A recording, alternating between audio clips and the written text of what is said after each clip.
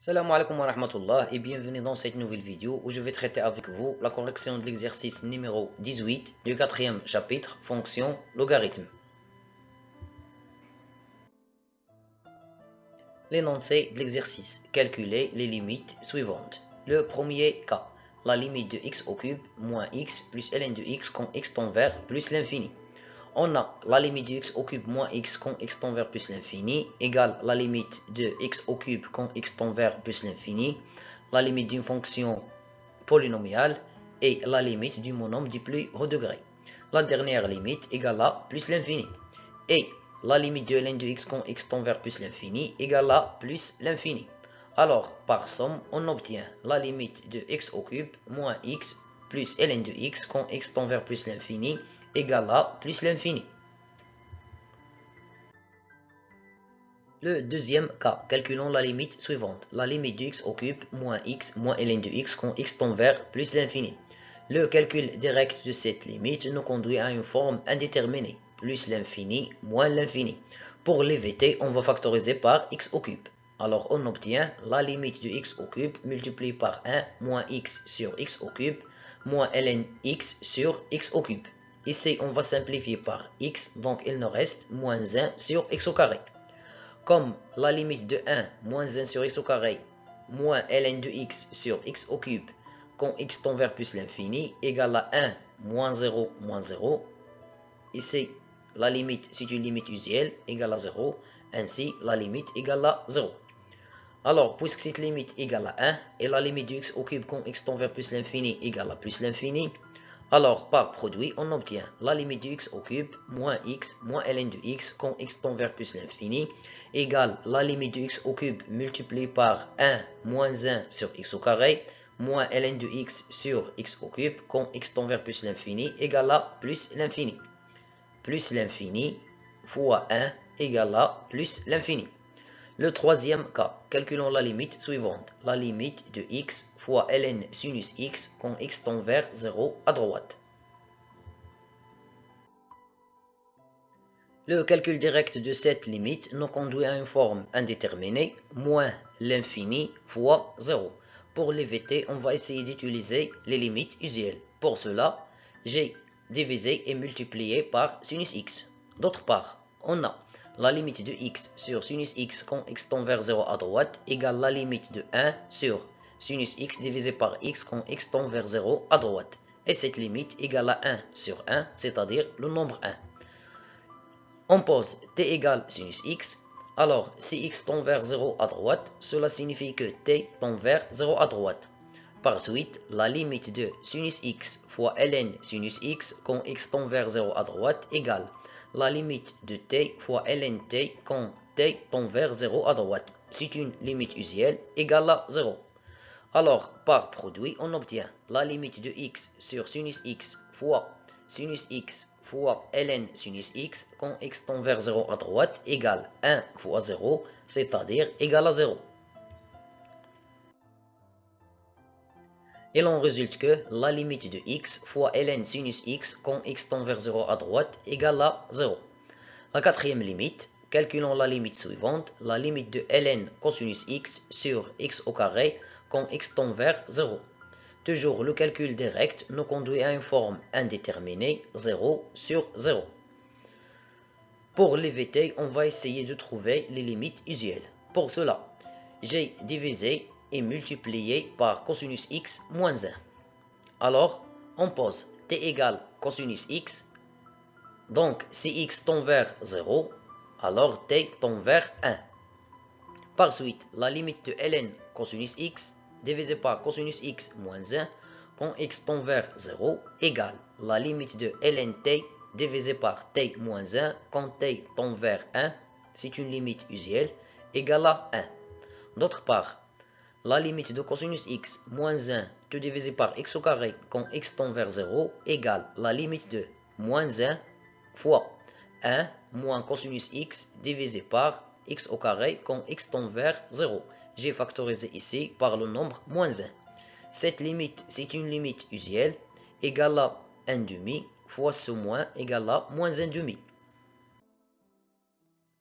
Par produit, on obtient la limite de ln cosinus x divisé par x au carré quand x tend vers 0 égale la limite de ln cosinus x divisé par cosinus x moins 1 fois cosinus x moins 1 tout divisé par x au carré quand x tend vers 0 égale à 1 fois moins 1 demi, c'est-à-dire égale à moins 1 demi. Le cinquième cas, calculons la limite suivante. La limite de ln de x plus 4 tout divisé par x au carré quand x tend vers plus l'infini. Toujours le calcul direct nous conduit à une forme indéterminée, plus l'infini sur plus l'infini. Pour l'éviter, il suffit de séparer cette fraction.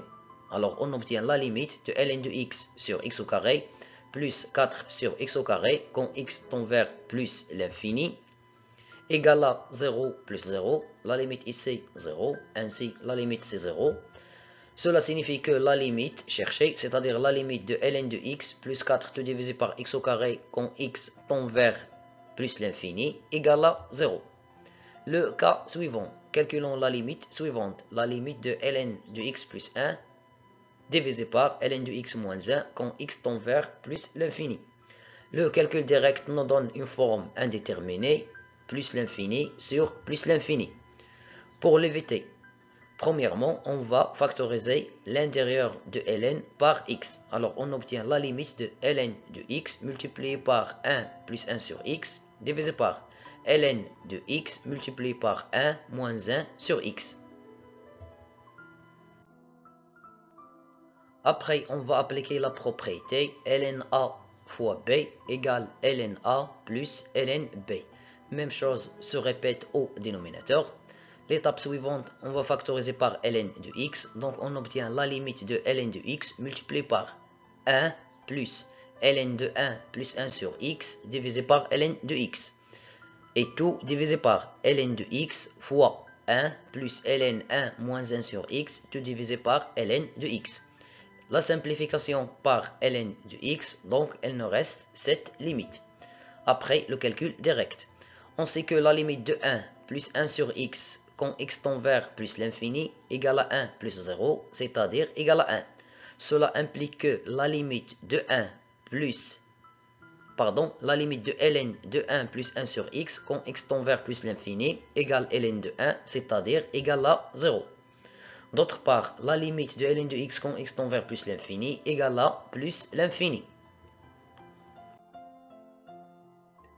Par quotient, on obtient la limite de ln 1 plus 1 sur x divisé par ln de x quand x tend vers plus l'infini égale à 0. 0 sur plus l'infini, c'est 0.